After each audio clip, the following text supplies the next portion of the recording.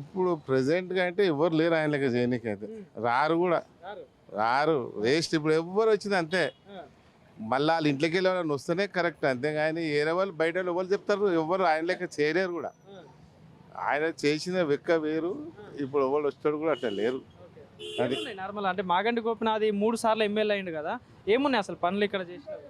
ఆయననా ఇప్పుడు ప్రతి రోడ్డు చేసింది ఆయన్ని ఇప్పుడు ఏ గల్లీలో వచ్చిందా ఏది వచ్చినా పనులు చేసింది మాత్రం బాగా పర్ఫెక్ట్ చేశాడు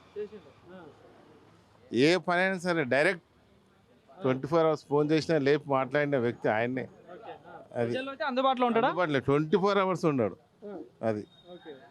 సో మరి ఎట్లా ఉంటుంది మరి ఇప్పుడు అధికారంలో ఏమో కాంగ్రెస్ పార్టీ ఉంది, అటు బీజేపీ కూడా ఎవరు అభ్యర్థి పెట్టాలి, కాంగ్రెస్ ఎవరిని పెట్టాలి, బీఆర్ఎస్ ఎవరిని పెట్టాలి ఒక కన్ఫ్యూజన్లో అయితే తిరుగుతూ ఉంది. సో మరి ఎవరు అనుకుంటున్నారు మీరు? మరి దేనికి క్యాండిడేట్ ఎవరున్నా బాగుంటుంది, ఏ పార్టీ గెలిపిస్తే బాగుంటుంది? ఇక మళ్ళీ బీఆర్ఎస్ గెలిపిస్తేనే బాగుంటుంది, వేరేది గెలిపిస్తే వేస్ట్ అంతా.